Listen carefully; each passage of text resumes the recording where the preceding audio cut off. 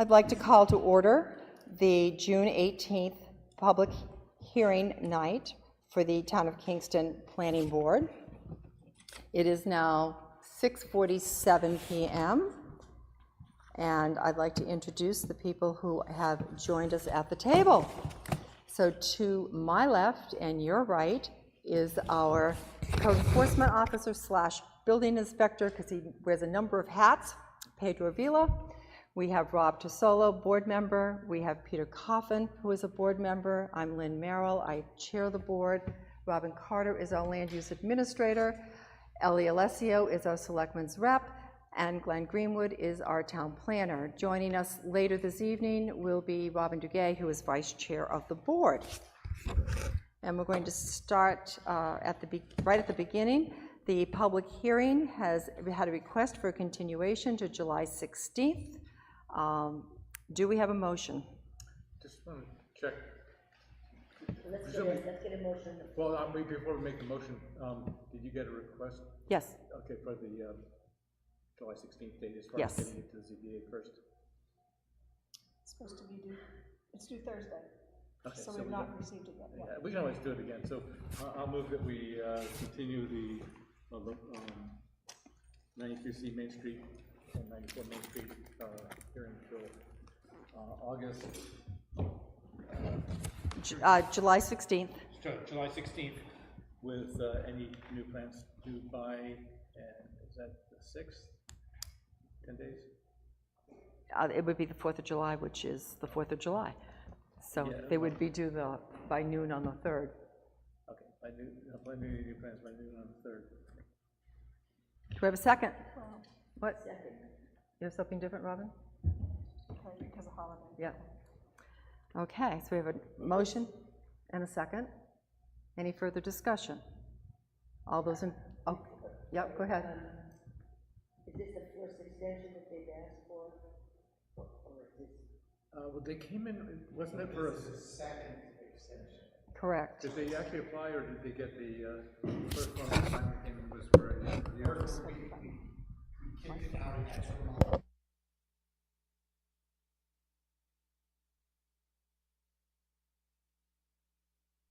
Microphone, sorry, that's me. We originally were going to continue it out 1 month, but because there was ZBA action, we continued it out 2 months. Okay.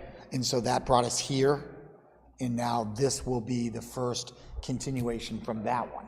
Okay, yeah. Can we amend your motion to have plans due by the 8th? 8th, yeah, I thought it would be, yeah, the plan's due by the 8th, this is the amendment. And the second agrees? Yes. Any further discussion? Seeing none, I assume you're ready for the vote. All those in favor? Aye.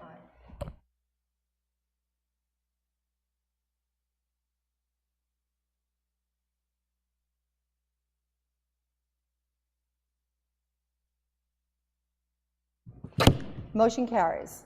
Are you here for anything special tonight? I'm actually attending the program underneath the board business number 3. Or 3 correspondence? Yes. Okay.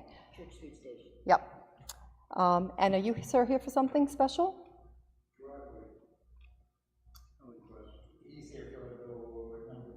For number 2. We might as well take you first so that you don't have to sit around through the rest of the hearing. So number 2 is a driveway permit for 46 Mill Road, lot number R10-10. Excuse me, R12-40.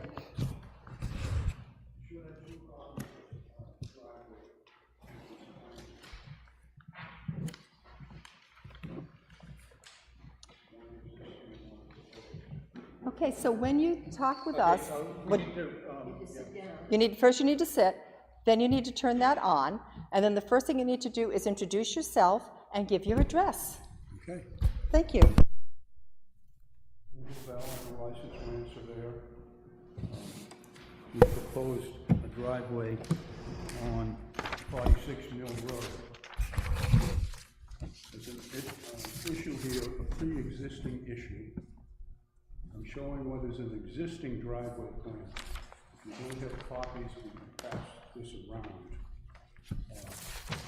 If you look at this lot from the front, on the right right-hand side of the lot, there is a 20-foot easement extending back some 200 or 300 feet to a lot in the back. That driveway has always serviced the house in the back.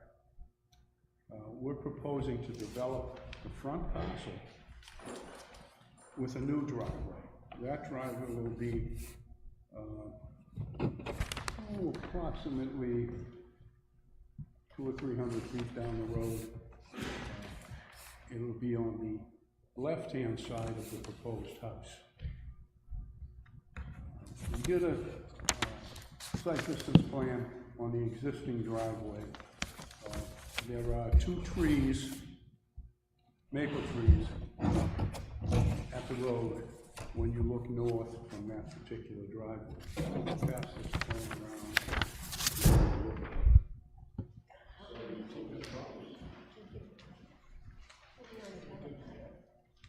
Look at it. Yeah, smaller scale. No, we'd need Phil to come in and explain, Well, and, or is it something goes before ZBA? well, that would, no, we can't, Phil would have to be, Can I explain interject? what he did. If you allow me, the reason why he is at the planning is because per the zoning ordinance, it's established that once Phil cannot make an administrative decision, he has to refer to the planning board to make that administrative, to actually argument his administrative decision and kind of revoke his determination. And that's why he's here. Right, so we've subcustodied the driveway permit process to Phil, and Phil, if he's uncomfortable with something, will come in and seek guidance, as he did before, with us, because the planning board has the full power of driveway permits. It's an unusual situation. And so this would be, if it's a disagreement with what Phil did, they would need to come, and usually it would involve Phil coming in and explaining his decision, and did. His determination.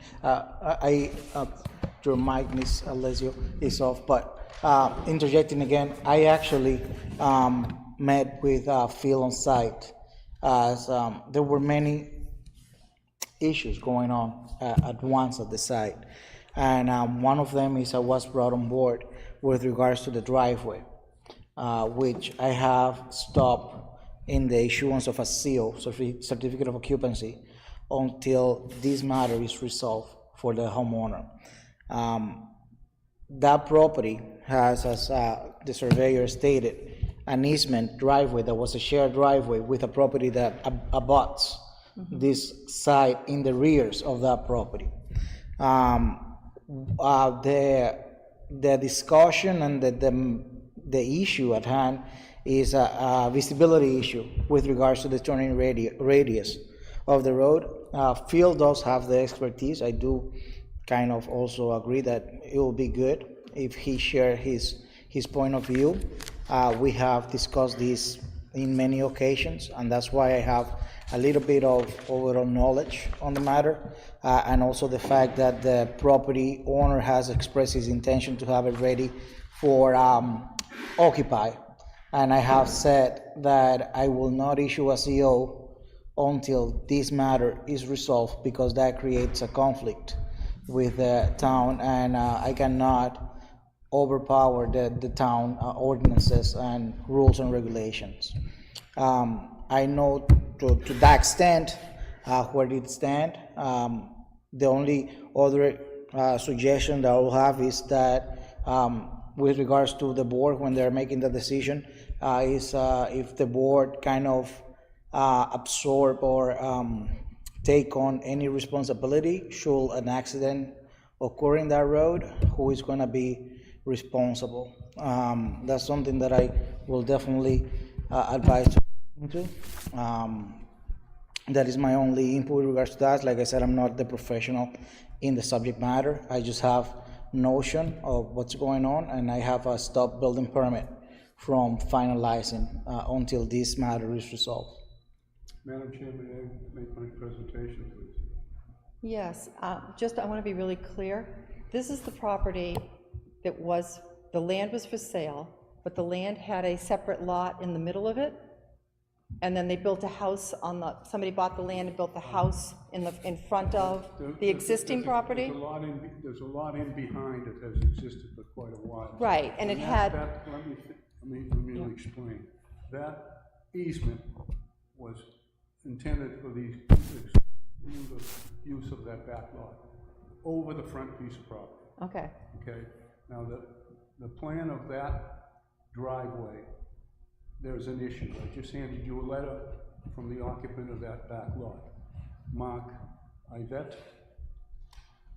He has a problem when he comes out. He has to stick his car almost on the edge of the road so that he can see in between those two maple trees or past the two maple trees that are just north of that driveway. My second driveway plan is the driveway plan for the front lot.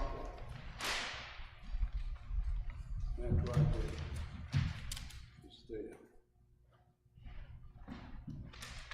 That driveway meets all of the town's criteria for a driveway.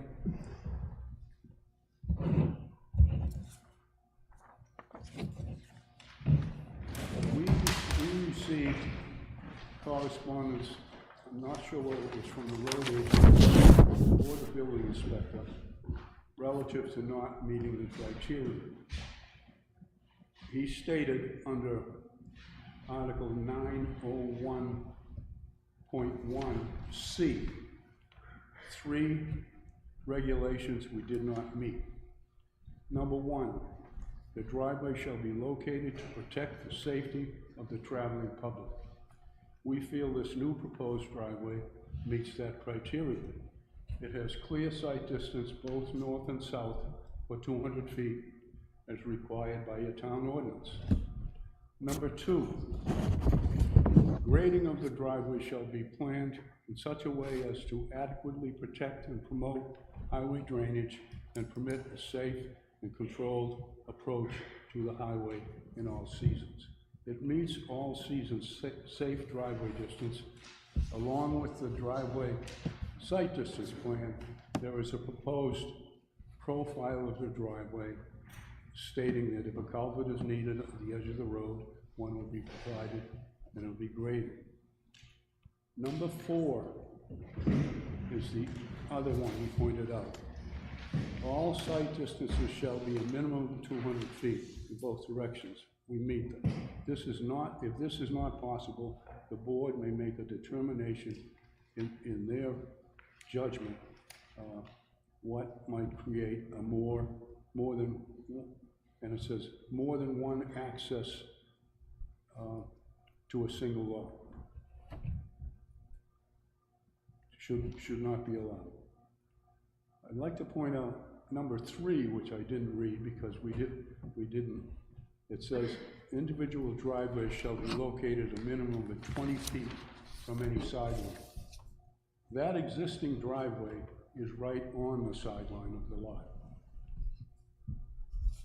My contention is that our new proposed driveway is much safer than the existing one, and adding more traffic to that existing one by making the owner of this lot use that along with the follow in the back is more dangerous. so the question is, the existing driveway for the right-of-way, is that Correct. staying for the lot in the back? Yes. Okay, so that's remaining, so that's still That going to be remains. dangerous That's for the not people that that's live not back there? changed at all. Okay, and then you want to put a new driveway in for the lot in the front? Yes, which meets all the necessary criteria. So what's the problem? We just need, I mean, May I speak? yes, please. I spoke with Phil about this, wanting to understand what his perspective was, knowing that we were gonna have this conversation. I likewise went out and looked at the site, a few weeks ago, to see what I thought about the site distances. I'm not a traffic engineer. My initial thought was that the proposed driveway provided better sight distance. But when I actually, I'm not sure how the two maple trees there create the issue that Mr. Ivnett is talking about, because they didn't, when I pulled out. I say all this as context. Phil acts as the planning board's agent in doing driveway permits. And he is adamant that the safest driveway is that existing one. So he did say we could call him in this evening if we wanted to, if we had additional questions for him. But he has looked at this over a length of time now and stands firmly that the proposed driveway does not provide better sight distance. He wants the owner to stay with the current, He does. with the right easement for the lot in the back. That is his preferred access. I guess, going back to the 20-foot regulation that we have, and since we've just discussed this recently for another proposal, it's odd that easement got put in along the boundary line, because as with the intention of it being a driveway, because it didn't meet the town regulations. So in theory, the only way that could have been done is, as Phil pointed out last time, is with the approval of the abutter. And I would think that if this, I mean, it's there now, but you kind of wonder how that driveway got approved. If they in fact did go through the procedure of getting the abutter approval for the 20-foot setback. I think the driveway in the back, I mean, the house in the back, probably has been there before we had zoning. That was going to be my If you would like me to response. give some input, as I researched the whole situation, when I first encountered the situation. So historical data is that in that site there was a mobile home before preceding the current construction that used the shared driveway prior to this construction taking place. That mobile home went away. There was a stop work order because a foundation showed up at some point with the improvement done to allow for that second driveway. And then at that point, that's when Phil interjected in and then took it over with regards to ceasing and desisting the current conditions. That's the historical facts that I gather as I become acquainted with the issue. The gentleman then proceeded and pulled proper permitting. The only thing that is behind, because all the things were in motion already, was this driveway. The permittings were issued by my predecessors, and I did a couple of inspections. But I went even more further and dig in a little bit more was because I saw a garage being built on the side of this driveway that is being proposed without having permit for the driveway yet. And that prompted me to call Phil to the site and get the factual data with the developer at that time in the site. And that's when we discussed in detail the things that were going on, and he did explain to the developer at that moment that the driveway was not allowed. We also proceeded to try to figure out if the fire department at the time wanted to come in, because one of the other concerns that we have is turning radius for a fire truck, fire engine. So there were many questions in place. and that driveway is already present on site. The driveway that shows is proposed on this exists. It's not proposed. Yeah. Yeah. So both of They these, built a new driveway in the. both of these driveways that we're talking about exist. Yes, Yes, they did. I've driven by it, and that's why I want to make sure I knew the right, I happen to drive by that every now and then. Question, the town official that said the old driveway's better than the new proposed, was that the road official? He's the Public Works Director. And he has in his, Chair, I have a suggestion. We'd be happy to pay for the services of your town engineer to have him look at the two driveways. And in his opinion, he's a professional engineer, and I'm sure he's done a lot of driveway entrance plans and so forth. Which driveway does he think would be the safest? Is that a possibility? what we have here are the comments from Phil Yep. that say, now, these comments came on February 6th. Yep. This driveway needs to be shared with the existing. Met with applicant on November 13th, 2023, to review and explain based on site distance. This plan shows driveway in the unapproved location, so they went ahead and built the driveway in the unapproved location after being on notice that it was not the right place. Do you want Phil in here? You want me to text Phil and ask him to come in? I certainly wouldn't override anything that Phil said Without talking to him? because we haven't given him that authority. And this is basically an appeal of administrative decision on driveways, so. Let me message him and see if he can come in.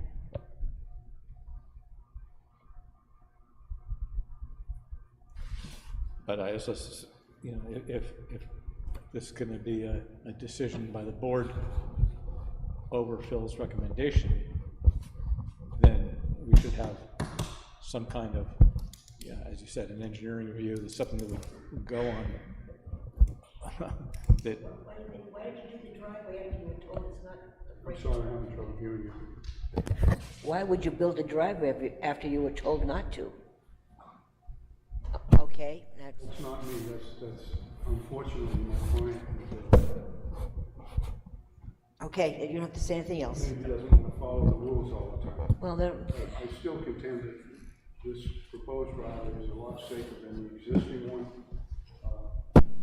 Well, If this board wants to go along with it, I mean, if you pull an aerial, I'm looking at the aerial, and the old driveway seems to be wide open. It's totally clear, and that where the new driveway is, you have the trees and everything. I mean, if I was sitting on the driveway going to pull out, it's very clear which would be safer. I'm not saying that the new proposed one is not okay. It's just, if you're gonna compare the two, the other one's got no trees, no bushes, no anything, except for slightly to the left of the house that guy put up a fence. Obviously, he doesn't like that driveway anyway, so, you know, you can tell that. But, I mean, you come to the end of that, you got a little sight line on the left problem. On the other one, you got it on both sides. But I think, I haven't been out there, so I really, it's tough to look from an aerial photo, but maybe Phil is a better. So if a description by me helps, I've been in the site plenty of times. Yeah. Again, I'm not a surveyor as well. Yeah. I'm not a professional in, or an expert in the subject matter. There are three conditions that I witnessed. The first one is that the conditions of the road, they slope down towards the new driveway place. There is a turning radius of a curve that the road actually have, which from the bottom end is gonna be a little bit harder while looking upwards on the higher point of the road to see the upcoming traffic past the bushes. From the bushes to that driveway, we're talking 200, maybe less. I don't have the exact dimension, it might be less. And I was almost hit by a car already. So That's with the new driveway. that's at the new driveway pulling out in the vehicle. So again, and that's why I brought it to the attention of the board, who is gonna be responsible if an approval is granted, if an accident happens. So you agree with Phil that the I do. existing driveway is safer? The existing is safer, yes. Okay. Yes. Any further discussion from the board? Was it ever considered just to come in the old driveway and loop in? Like, I understand the parking problem if you park on that, but if you just drove in the driveway and made a driveway to the left, And then you could drive across the front of the lot, basically, and get over to where his garage is on the other side of the house. If they had, Basically, that's what would be going on. is there any wetlands over there? yes, There is wetland over there, in fact, it's right to the north of that existing driveway. the wetlands actually show, Wetland setback, And nothing to the left of 48? yeah, and there's some on the other side. Okay. so this wetlands to this side of the proposed driveway. Because that almost looks like wetlands there, like in here. Yeah, see this line here? Yeah. Pool, That's the wetland setback from the driveway wetland. this way, Right along see? the property. It goes around. that the side? pool. That is also, Wetland setback over there? yes, Does that come out front And here? it's an existing well dug well, it's gonna right, get filled. this line here. So if you the see. road really does Okay. drop, and if we look here, we can actually see. That's the site distance. Is the existing grade, so you can see how it goes down. Yeah, and on that corner, Yeah. like he said, coming out the old driveway, you're on the corner and you can see both ways. The new one, you can't see what's coming around that corner. And again, Yeah. And the existing one serviced both properties for years and years.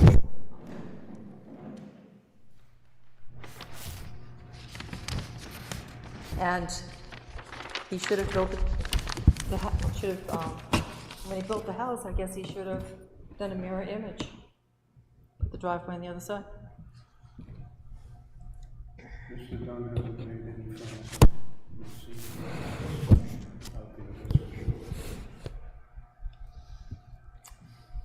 So, would we like to make a decision?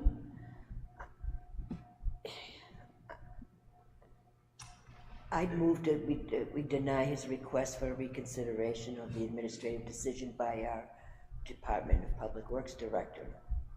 Do we have a second? Any further discussion? Question, what happens to the new driveway they put in? They have Is to he- take you- it out. You have to take it out, because he can't get an occupancy permit, is that Right. correct, Pedro? That is correct, until they don't have a proper permit from all departments and all processes within the town of Kingston's ordinance, rules and regulations, I cannot move forward and grant an occupancy permit on that property. Thank you. Asked for permission, it was denied, and he moved forward anyway. Did it anyways, okay, so. Well, basically, we're going on the advice of our designated professional and the code enforcement officer. Correct. So, you've heard me say it a bunch of times. It takes an awful lot to get me to not listen to the professionals that we hire. Because I don't know about driveways myself. and if they come in the existing and loop in, then they would get an occupancy permit. Yep. Yes. Okay. Makes it easy. So I take it we're ready for the question? All those in favor I'm denying it. of denying the permit? Aye. Aye. That would be unanimous. It passes. And permit is Thank you denied. for your patience. Thank you. Wasn't that easy. They never are. Did you want this back? Yeah, would you like this one back as well? Here. Bye, Jim. Mr. Lavelle, would you like the rest of these back? Okay. Yeah, we should, yeah, we can keep one. Hey, I do that. Okay, so let's take correspondence, which is a letter from Tanya Dibble-Brand. Thank you, just wanted to be sure. Dated June 6, 2024, in reference to opening a daycare business at 34 Church Street in the thrift shop unit. That's our 30-10, and that would be Church Street Station. So, the procedure is you need to introduce yourself and tell us where you live. My name is Tanya DeBogran. I live at 32 Moulton Ridge Road in Kensington, New Hampshire. Okay, and what would you like to do? So I have already looked at it with the owners of the building, and I would like to take over the space, all 3 units that they currently are in, and turn it into a childcare program. Each unit of the 3 would be a separate classroom. It would only have 1 infant, 1 toddler, and 1 preschool room. The max capacity for children would be 35, probably even a little less once you add in all of the things you need besides classroom. And it would average about 6 to 10, not all at the same time, staff members. I'm sorry, it would be 6 to 10 what? Staff members, including myself. Okay. Do we have a copy of the septic plan? Because childcare, medical, and food service are the biggest users of septic. Correct. That also has the dog washing station, which is another big user of water. The restaurant? Yes, so it has the restaurant, it has the dog washing, and a childcare. Just, There's a salon. what? Is there a salon? Yes, there's a barber salon. shop, yeah. So what we've got is we've got the 4 biggest users of a septic system all there at the same time. I'm not sure it would be wise for us to approve this until we've had a chance to look at the septic design and determine if the capacity is there. May I? I think the board really should be considering at this juncture whether or not this use requires a site plan review. Yeah, Yeah, I mean, we have a process in town where if you're going into a plaza and you're a fairly plaza-like use, we require a letter that details what you're doing. In this instance, what is being proposed is much different than any of the traditional uses that have gone in on that site. And for us to consider this fully, we need to see how the pickup and drop-off will run. There'll have to be some indication for an outdoor play area because that's required for a childcare facility.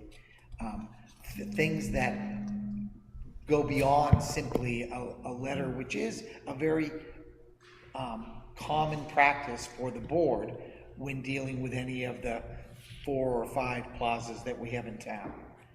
But in each instance with the plaza, with any of the plazas, when there is a use that is considerably different, we've required site plan reviews. and particularly because they have that driveway in the back, Yes. which is really close. We certainly want to know how children are going to be crossing that. Do those buildings have back doors? Yes, There's back doors and everything. To go out into the parking area in the back? Yeah. Yeah, you're talking about that road that separates the grass area from the building. where I leave off my clothing for the thrift shop, yes. Used to. Used to. So, does the board wish to entertain having a site plan done before we give approval? Or before we consider the change of use? I Because it is a change of think so, use. because of, it was precisely because of what you mentioned, that the septics in that structure, I think that needs professional evaluation. Are you under a deadline to move from where you are now to, okay. Okay. No, I actually ran a home center for 5 years, and Kensington shut that down because I didn't have enough land to expand in my spot. So I actually closed doors, and I've spent the last 9 or 10 months now trying to find a space to reopen. So I have all the time in the world. I am actually working a Yes and no. full-time Yeah, job. yeah. It's just where I would like to end up, ideally at the end. Okay. But yes, thank you for asking. There is no rush. Okay. I imagine the state's gonna wanna see something like that moving forward anyway for. Correct, correct. And we need childcare facilities anyways. Every town needs one, so, more than one. So the board needs to consider, while Ms. de Beaubriand is here, the level of site plan required. I'm presuming you're not asking for a newly designed site plan, engineered site plan? No, because there's no change to the building structure. Exactly, she's not proposing any exterior changes to the building. Except for a fence scenario, that's it. Right, so I would hope that what we were telling her is she should get a copy of the existing site plan registered at the Registry of Deeds. Right. And mark that up as her exhibit for a site plan review process. Where your playground would be, how many square feet, what the regulations are, and I'm sure our building inspector, Mr. Avila here to your right, would be happy to help you. He's really very helpful. Thanks. This is my first, this is the furthest I've made it at any spot I've looked at, so you guys are my first, planning board meeting rodeo. Oh, we'll break So you very in really well. And there is an application process. It Yeah. ends up being a formal process before the board with a public hearing, a butter notification. So, I mean, you can come in and talk with either Robin and I during planning board hours. But if that's not convenient, because you just said you have a full-time job, then in fact, everything is available online. And then you can, by email, ask us questions if you have questions, if coming in isn't easy. We look forward to having you come back. Thanks. Good luck. Thanks again, thank you so much. Great Thank you. Yeah, Was it it? is. I'll Yeah. see you. So, Phil, we made a decision without you. We decided to uphold your decision. 46 Mill Road. Thank you very much. So thank you for coming down. Sorry to interrupt your evening. No problem. Thank you. Okay. So let's jump back on the agenda and discuss the Lone Tree Summer Camp at 12 You sure you want to leave, Phil? West Shore Park Road. Lots going on there, huh? There's a lot going on there. Been a busy bad boy. So to sort of recap, when Mr. Town purchased the property 2 years ago, he had told us he could not get his mortgage unless we approved a continued use, current use of the property. And at that time, the current use of the property was a scout camp. So it was a children's day camp. But not only a scout camp, my understanding is also was seasonal. It was a seasonal day camp, correct. And with limited overnight stays, I think occasionally they'd have like a once a year, like a jamboree or something, with scouts there. He also proposes another use, continuing an education use of the property and using it for teaching the trades to high school and young adults. And those were the two uses that he proposed. We approved those two uses. And then we had some situations where they began renting some of the buildings and starting camping of tent sites on the property, which we spoke with him about and told him that wasn't the proper use of the property. And then he wanted to subdivide 2 lots, and those have been subdivided, and buildings have been erected on those lots. So, as residents, yes. Yes. Subdivided 2 lots onto West Shore Park Road, and they've built 2 houses there that are still under construction. Actually, they are in the final stage. Yeah, final stage of construction, yes. So, on Facebook this week, we saw a post advertising a summer music jam, which would be a summer concert, also saying that campsites were available and cabins hosting, with 6 to 14 person capacity were available for booking. Also said that they offer free use of canoes and kayaks among their sandy beach on the 300-acre country pond. Bring your boat or wave runner, which sort of hints that they have some sort of a boat launch there. All manner of sports play is available with clean bathrooms and hot showers.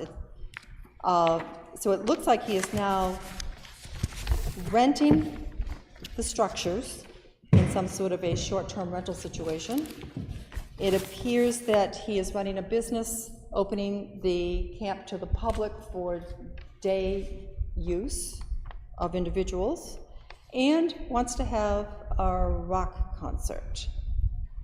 And how does that fit in It with will- teaching trades to kids? Exactly.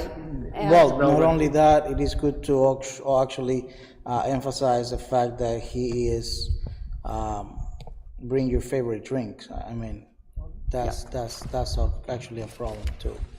in addition to this, it's in the rural residential area, which I think is of definite consideration. Yeah, it's pre-existing Pre-existing non-conforming use as a summer camp, just like Camp Lincoln. Yep.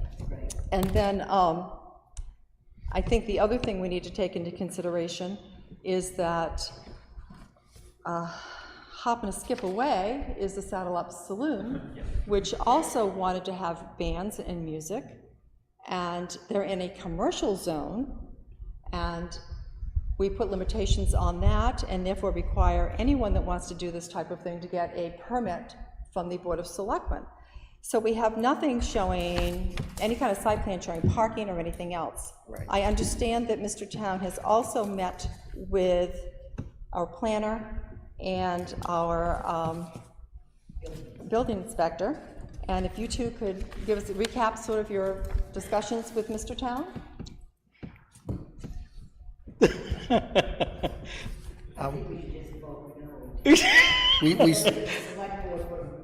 Most recently, I spoke with Mr. Town, with Pedro, on a Thursday afternoon, not really a month ago, probably 3 weeks ago. 3 weeks ago.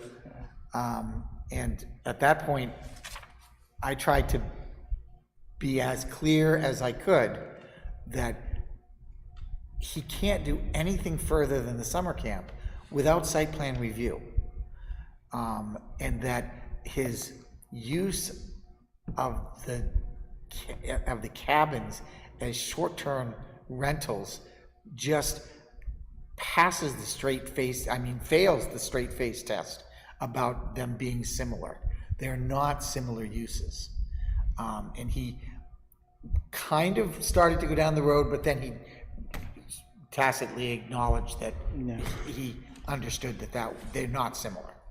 Not only that, but the reason why that meeting was prompted was because in the first instance I received an application to install a new service in the property, as well as the refacing of decks and things like that. And within that loop of things that were taking place, we received an individual at our Human Services department claiming tenancy on the side for a prolonged period of time.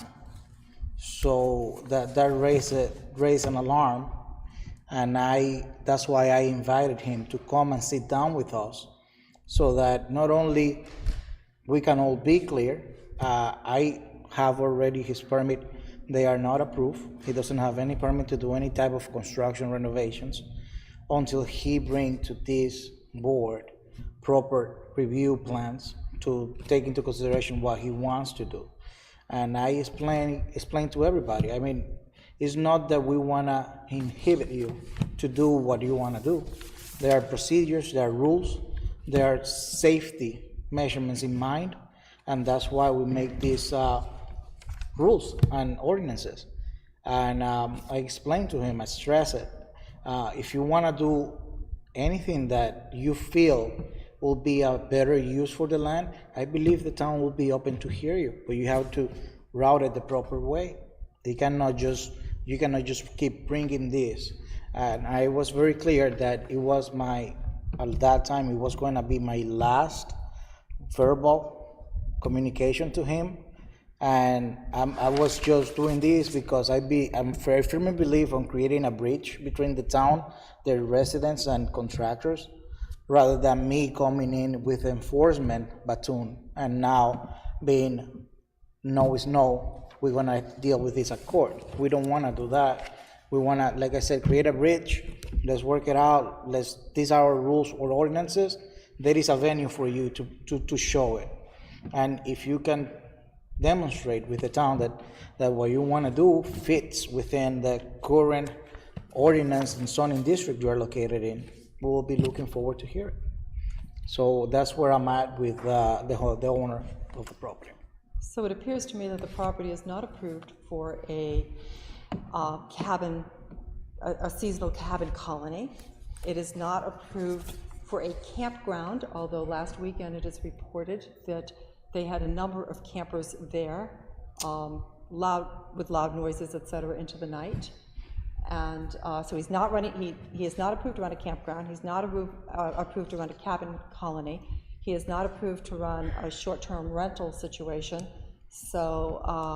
He's not authorized to hold rock concerts. Exactly. Right, and especially if you watch the hearing on the fairgrounds, you understand, and especially down in South Kingston, where we've had some bad experiences there, that would not go over as well as... Yeah, and it's not, he's also doesn't have any permit to have people coming off the streets on a day pass to use the property.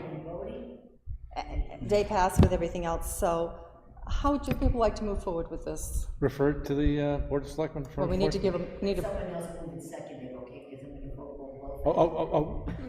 so we need a motion. A motion to move enforcement of the property, which is approved only for a seasonal youth camp. And any other use is not in accordance with the site plan. And we want to cease and desist? And I would suggest a cease and desist as an enforcement officer's decision. Sorry. Do we have a second? I'll second. Okay, Glenn?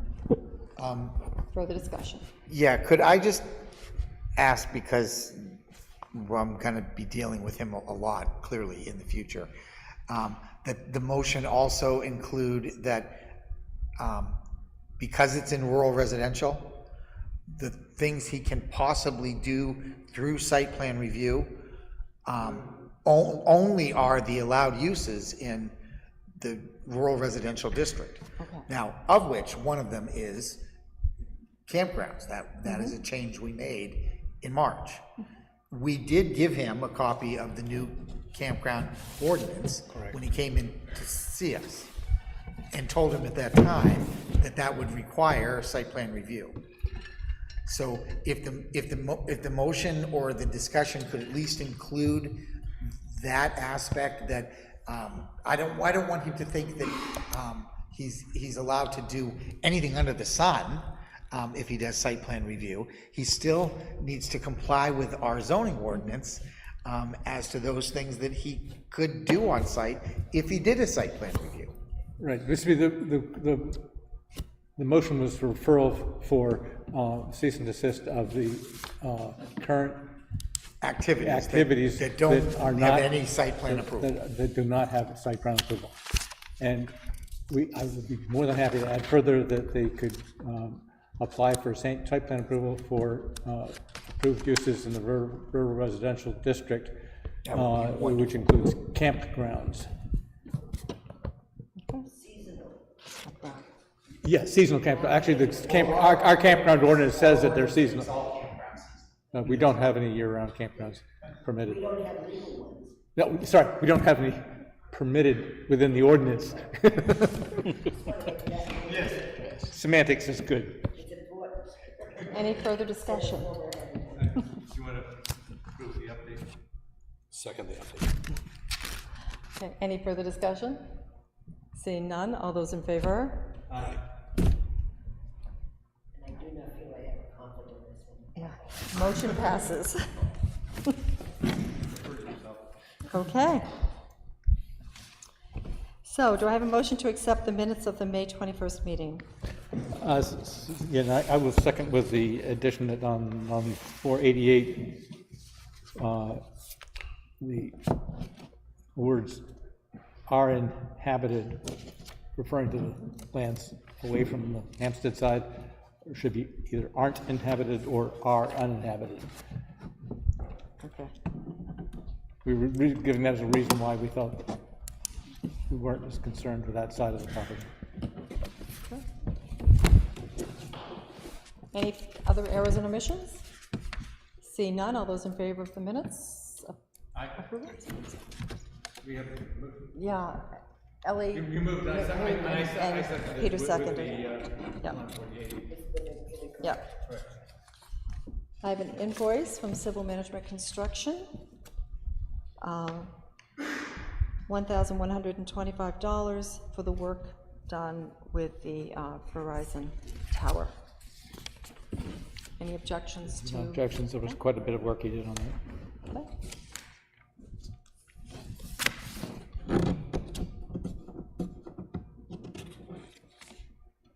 Okay. So, we also have something to follow up on here, and that is Bresnahan. So, Joe Bresnahan mentioned to me, we last met with them about the trees being installed at the site of the moving and storage facility. And I happened to be at the facility a couple weeks ago. At the same time he was there. He was a unit across from me. And Joe said that he had just moved forward with purchasing and having the trees installed because it was too late. He was concerned that it was just getting too late, and it was going to be too late in the year to have it done. So he's just moving forward and supposed to be having the work done ASAP. And inform me, I would like to get a professional opinion, but if he's actually going in there, I just think if you can let him know that minimize any damage to existing trees, the underbrush and all that kind of stuff, that the briars he was talking about are fine, but the issue with that is that when we talked about it, it was time critical. This was back on May 7th, and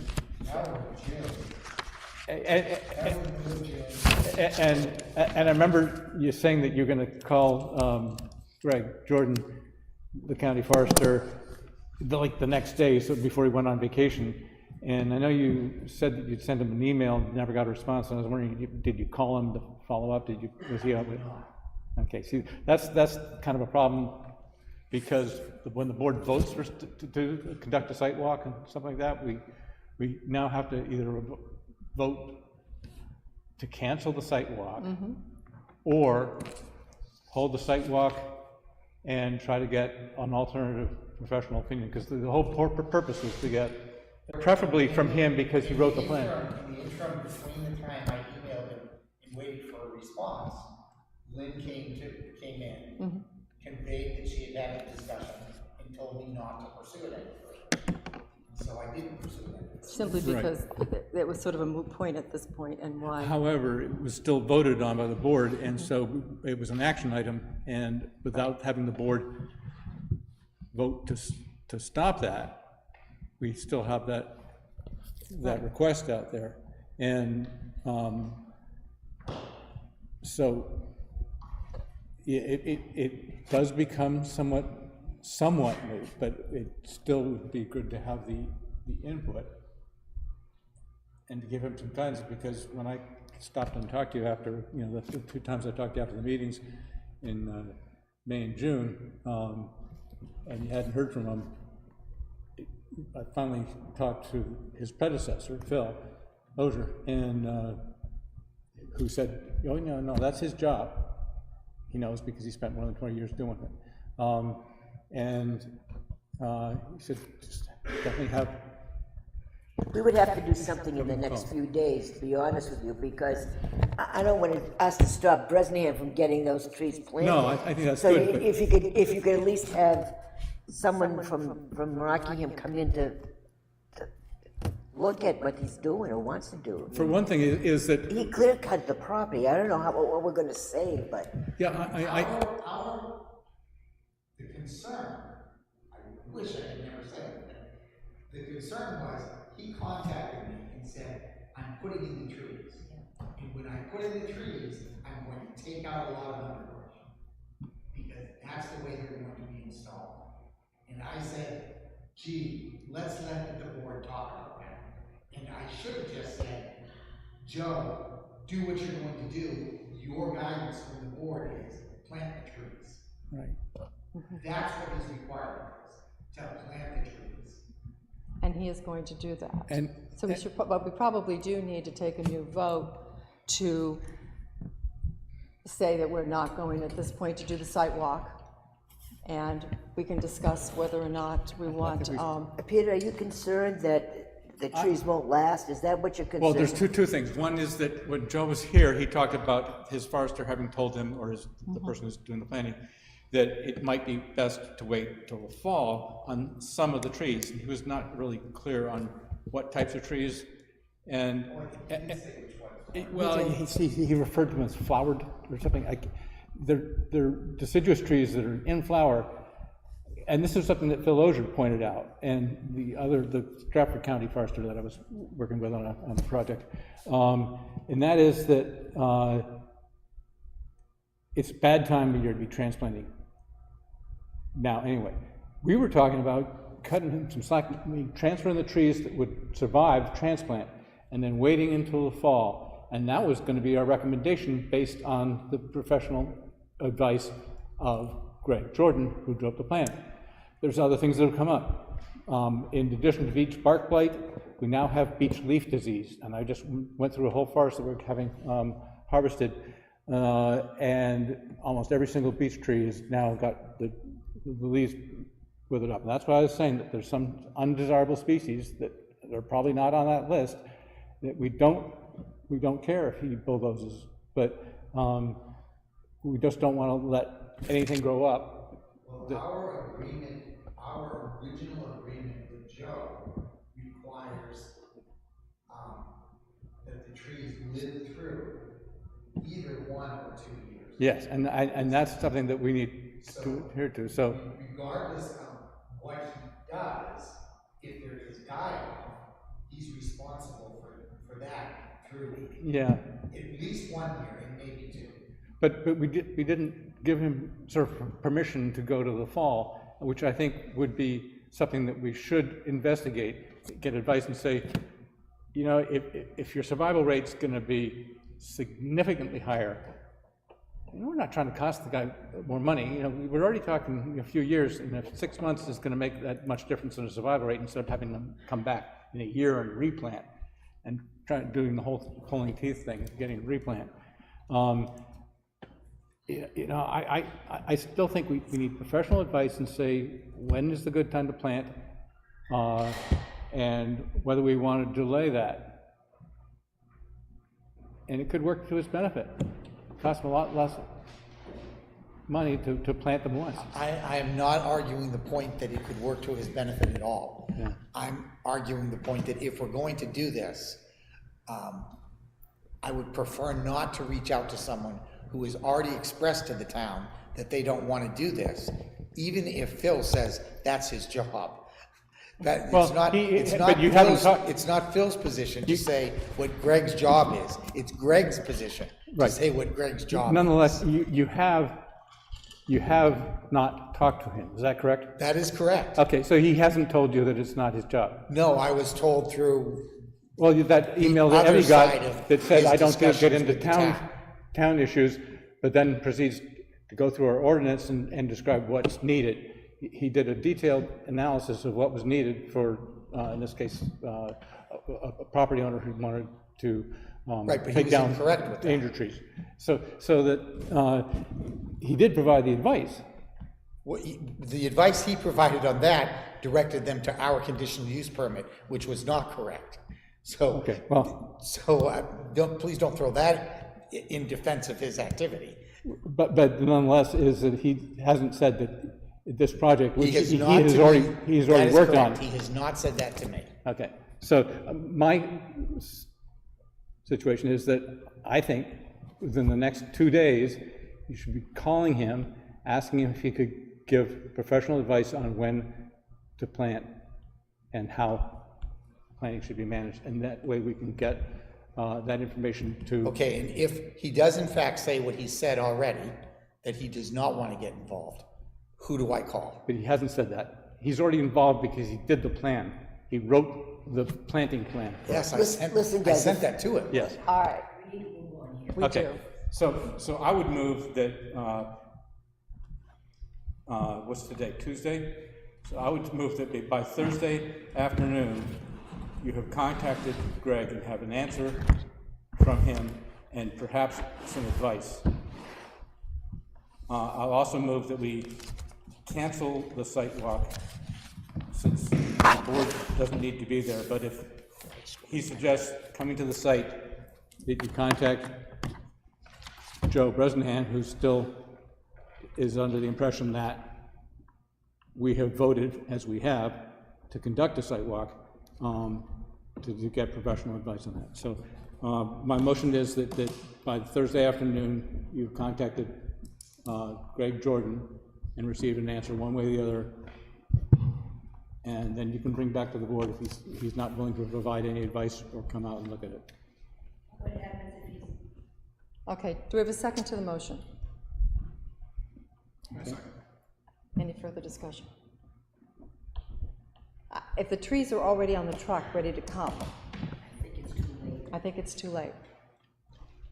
And our mandate to him originally was to get the trees planted by a certain date. And Which is passed. Which is passed, so he wants Right. to get it done expeditiously. I think it's just time to get it done.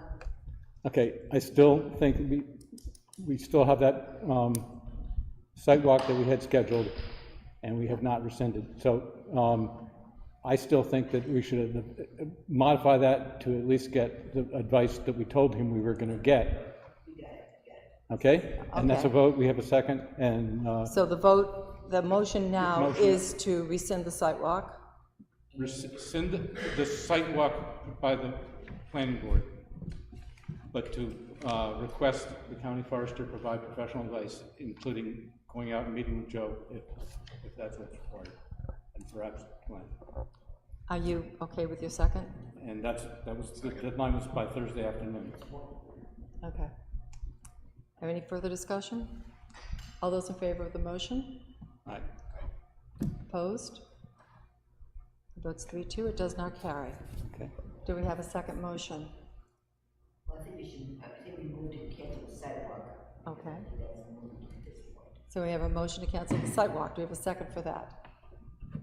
Second. Thank you. Any further discussion? All those in favor of canceling the site walk? Opposed? Okay, 4-1, motion carries.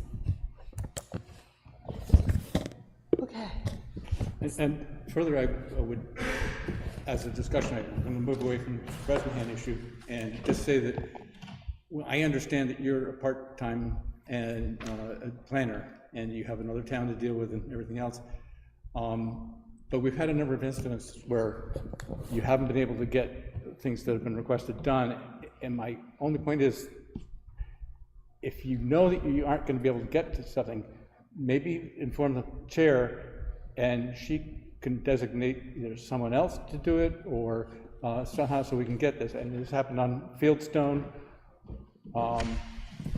Peter, I have to interrupt because Glenn clearly stated that Lynn had told him not to make the call. I did. So. Right, and that so was against the vote of the board, without having another board. She's also the chairman. I don't want to get in an argument about this. I don't Understand think we should. I understand your point. I don't know about what's happened before, but Lynn did tell him to back off on this one here, and that's fair. I also am concerned that in 48 hours, the chances of necessarily getting in touch with this gentleman may not happen because of the time of year. We got vacations and people don't Understand always that, but return. we're talking about May 7th. I understand you're talking about May 7th, and I'm saying to you that process was interrupted in a discussion between the chair and Mr. Greenwood. That's all I'm going to say. Okay, let's move on. So item number 5 is the zoning ordinances. So just a couple of things with that.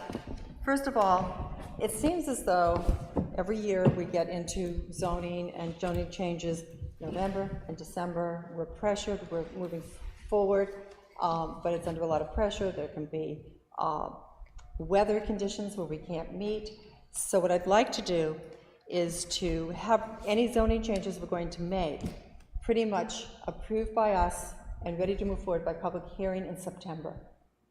So that if it's done in September, and then anything else comes up after that, we won't have the full bulk. And at this point, we're not looking at a lot of zoning. There's 2 things on here. The first thing is Robin was going through the ordinances, and she discovered that our age-restricted housing ordinance has different distances between buildings. And it really needs to be consistent. Robin, do you want to fill in on that? So this came about when we were doing the, a building permit was coming in for Granite Fields, Diamond Oaks. And so we were looking it up, and the ordinance has 60 feet to separate a building, and the Granite Fields got approved for 25 feet. And then down here at King's Landing, they were approved for 40 feet. So we probably should look at that because we have 2 age-restricted places that are closer. Did the topography of the land have a bearing on why some was shorter or longer distance between? Actually, no, and that's why I'm setting up a meeting with Glenn to go over the entire things, because actually the building code have a play into it. It kind of brushed the subject, and that's why I asked for a little bit more time, because 2 things are happening. We're in the process of changing code editions. We're going to be adopting as of July 1st. The state is going to be adopting as of July 1st the 2021 edition of the building codes amended by the state of New Hampshire. The reason why it didn't pass in January in June is because there are amendments that are taking place pertaining to New Hampshire, and we are making modifications to allow the way New Hampshire is developing to keep developing without entering into a period of addressing certain aspects of the code that are too into the green wave, and the New Hampshire Board of Building Officials felt as if we are not fully into that wave yet. So there are many things taking place, and they've been taken into consideration. The 2018 International Energy Conservation Code is going to still apply. We're not going to be changing. So there are many things going on at once, and that's why I requested to have an extension to discuss the changes so that I can see where we're going and be able to have my mind in one place when I do this, and not 2021, 2020, 2018, what am I doing? But I wanted to give you that update that yes, the code is going to be modified as of July 1st. It's going to become enforceable January 2025, and that is for the 2021 edition of the building code, which I'll be giving plenty of details at the select board meetings and things like that.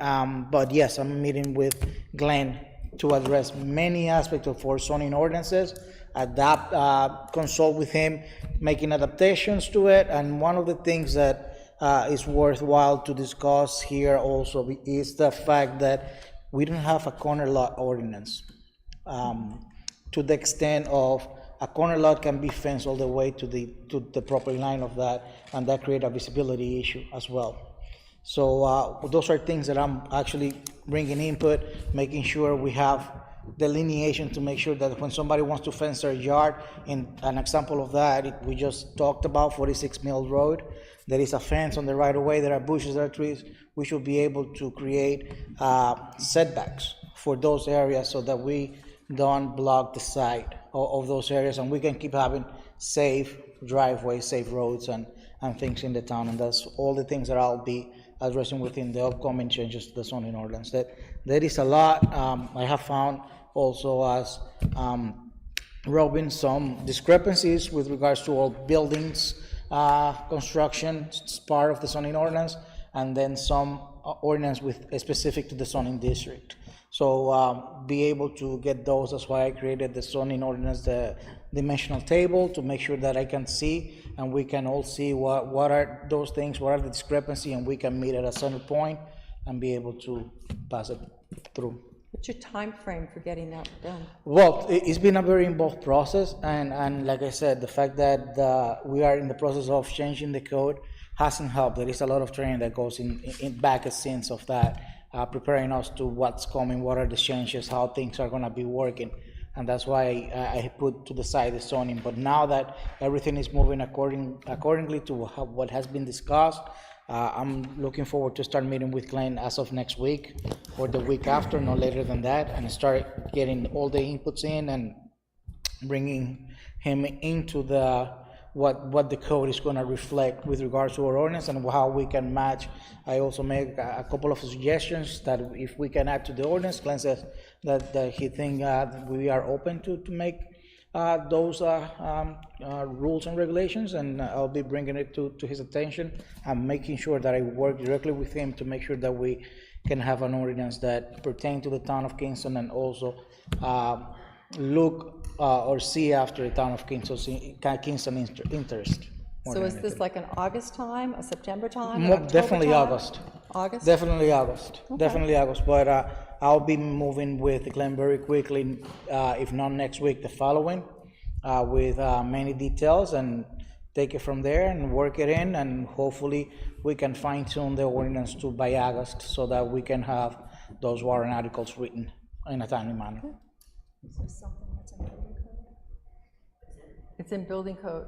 Is the distance between buildings in building code? Yes, yes. As a matter of fact, that is one thing that the building code addresses, because with building construction methods and materials nowadays, you can create a building separation of no less than 5 feet from another building. So there are many things that can play into the building code that will allow to do certain things. And the reason why the building codes are built that way is because although we have a setback ordinance, we cannot control where a building is going to fit within a lot, or because of the conditions of the lot. So foreseeing that, the building code give a variety of ideas on how to make it so that it still is a developable piece of land. You worked through that. Yeah. And we can be able to provide solutions for when people come into town with their projects and have ordinances that are enabling. So. Sounds good. So I presume this, the density requirement is what drove the Correct. proximity of all the 55-plus communities. I would have thought that would have When Robin precluded- showed me the discrepancies, I was more than a little concerned. And I did want to look back. I'm not sure that on Granite Fields, we didn't allow that they use the innovative zoning to spatially determine what, in fact, that distance was. And that ordinance says 30 feet. But you're saying that it's 25 feet that it was actually constructed to. So I know that we have a slew of different areas in our book, but I don't know of any place that would allow us to have put them at 25 feet separate. But innovative zoning allows 30. Okay. So we need to have consistent, would everyone on the board agree that we need Yeah, oh, yeah, consistency with yeah, our definitely. ordinances? So, well. So let's yeah, move exactly. forward with that. Well, Right, but if this becomes, if you have discrepancies, then it's becoming usual circumstances. right, Yeah, that's we should eliminate the need for going to the ZBA. The CBA. It shouldn't be there. If we clarify it on our end. Yeah, exactly. The second thing on the list is the state, the House of Representatives came forward with a bill to permit towns to require no more than 2 parking spaces per dwelling unit. Did we tell them to go pound sand? The Oh, they passed, didn't pass Senate it? said, no, excuse me, the House said 1, you couldn't require more than 1. The Senate said 2. It went into committee of conference, and the new state law is going to be 1.5 parking spaces per unit. So we are going to need, seriously, it has passed. Odd number of units. The governor hasn't signed it yet, but it has passed. It's called smart growth. So, oh, maybe that's the one that, wait a minute, let me just double check that, maybe the one that the governor did sign.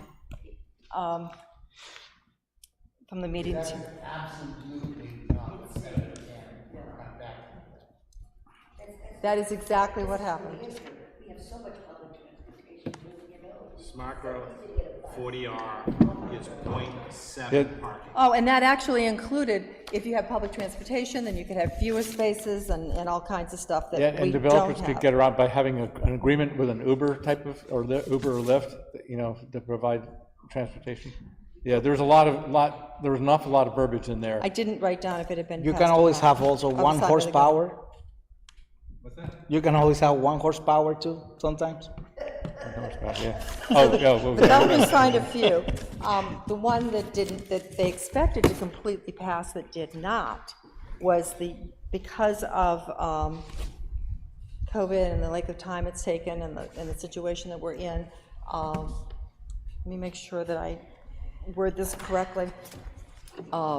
There was a bill that was 5 years to achieve active and substantial construction on a site plan. Now it's 2. They increased it to 5, and then 10 years to achieve substantial completion. So that was going to pass, and it did not because they attached a bill to it to close the street next to the Hampton Beach Casino for the expansion of the casino. And because they put that in the bill, it did not pass. Yeah, 400 people up there, right? Not a brain amongst them. So the standard that exists now, the 24 months for substantial. It's still in place. Still in place. Yep, they expect it probably to come about next year, but right now that's still in place. That did not change. Not a lot of stuff changed, but the parking did. So we're going to need to identify where in our zoning ordinances we have the minimum 2 parking spots per residential unit and change it to 1.5. We have it both accessory dwelling and in our parking stand. Yep, so we're going to need to change that. And site plan. Keep it.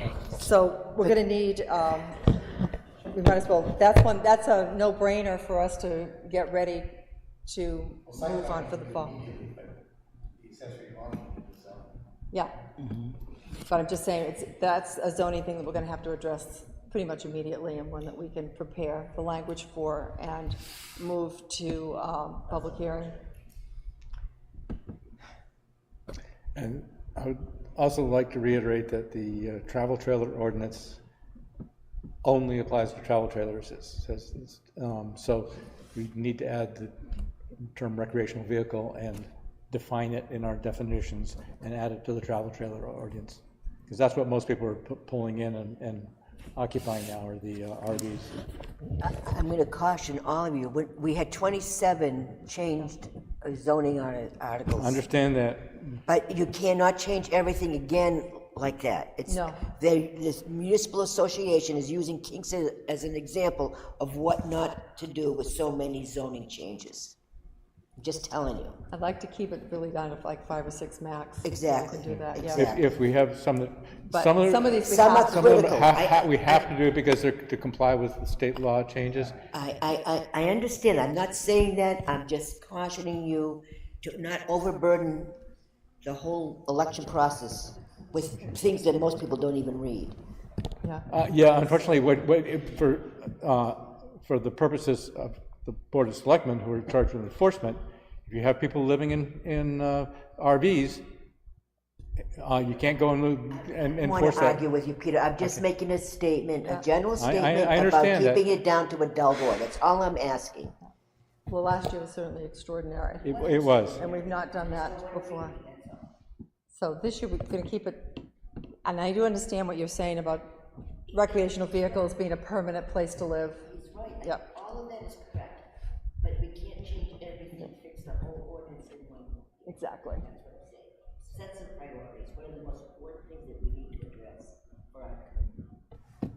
That's all I'm saying. All right. Are there any other zoning ordinances that we need to, or regulations that we need to talk about? Robin, you had a couple of typographical? Oh, in the historic district ordinance, it wasn't typographical, it was some editorials that didn't make it onto the copy that I posted. So Madeline Olet was kind and gave me that information, and I made those changes. So that's been done, because it was just a few, like, they had some referral things, like refer to Article 303, those type of things got left off when I did the editorial stuff. It's all there now. okay, so that's all taken care of. And that doesn't require going to town meeting. It does doesn't, not. and we have it in our minutes that we all approved it, we're all good. a beautiful Just- thing. I just missed those changes. Okay. Anything else to come before the meeting? I do. Okay, Ellie, I'm gonna give you all an update on the front stairs. thank you.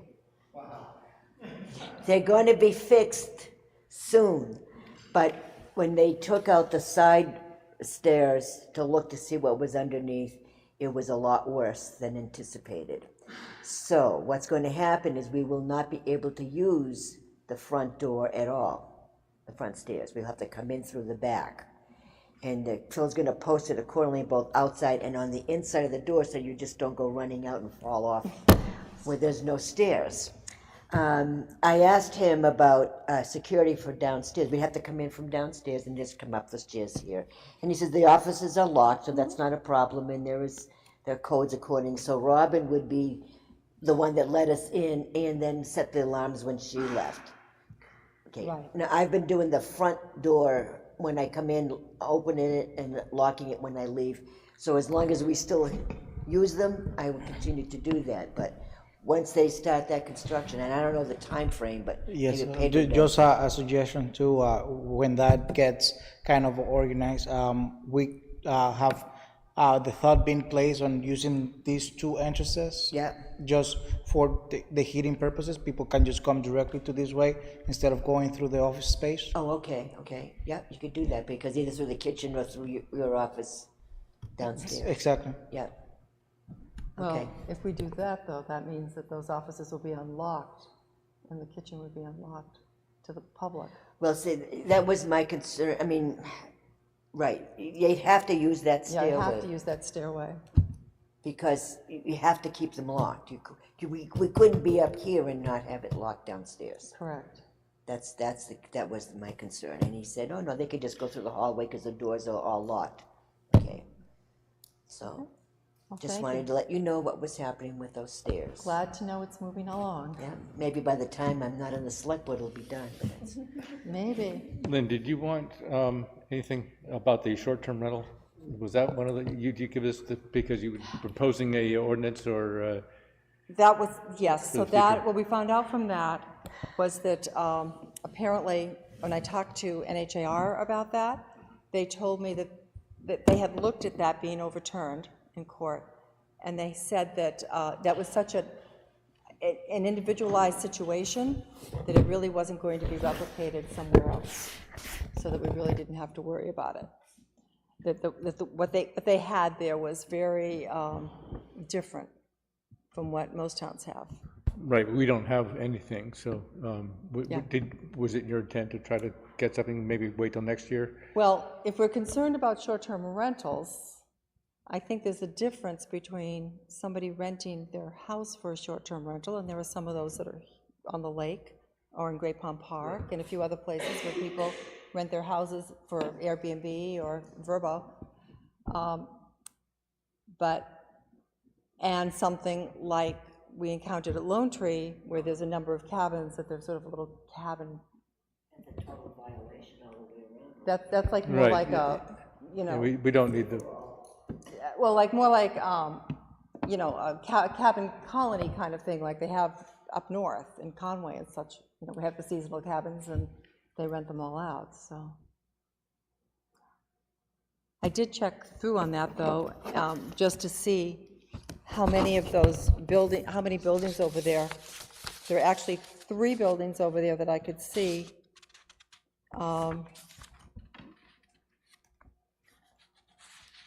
One has 3 bedrooms and 1 bath. There's another one with 3 bedrooms and 1 bath, and there's one with 1 bedroom and a half a bath. So, you know, those are things that certainly we'd want to discuss. But I don't know, Glenn, do you think that we should be looking at short-term rentals? I mean, it certainly has been a hot topic throughout the state. I have 4 towns, and the only town that I ever thought it would be a concern is Kingston, because of the lakes. I mean, the thought of living on the lake and having my neighbor rent his house out to 15 frat boys at the end of their 4 years of college for 3 weeks would freak me right out. It would freak me out.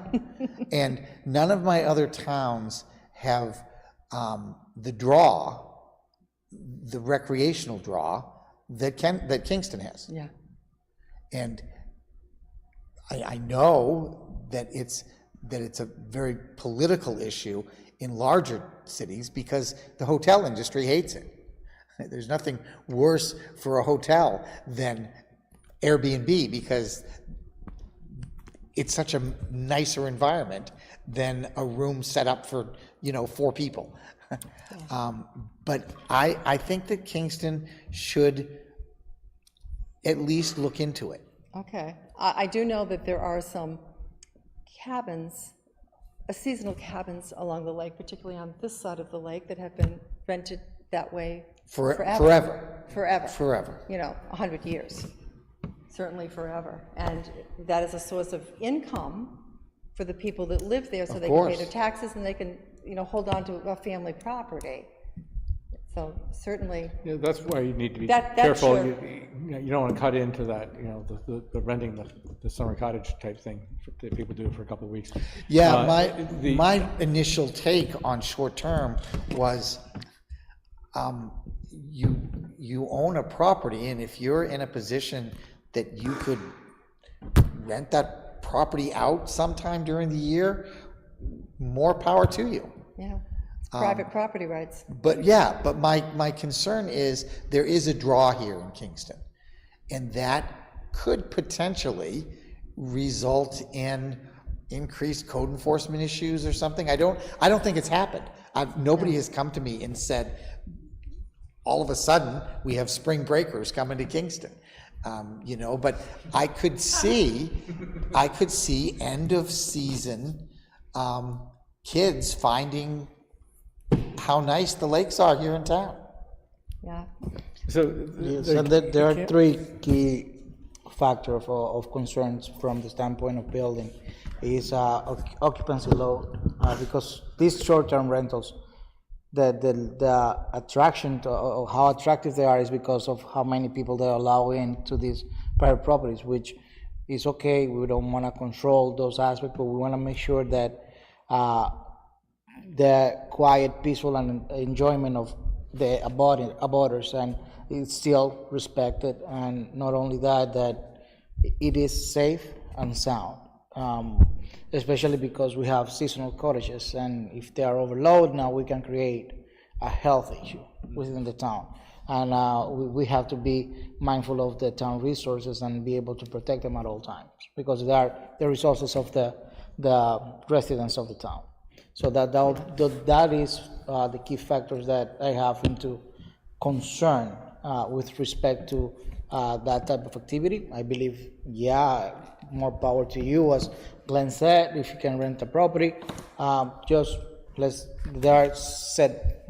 are definitely set of rules if it can be possible, and just keep it so that the quiet enjoyment of a property can remain. That way, doesn't become a disturbance. Especially where we have individual wells and septic systems. Yes. That would be the biggest issue, especially as we try to preserve our water, our natural water here. So I think when you think about it, the reason Kingston hasn't had a major problem is because most of the people that rent them are families or year after year after year. But I think some communities have occupancy requirements, and then certainly some communities have code enforcement issues, code enforcement things, that where if you're going to rent your property, then it has to be inspected once a year.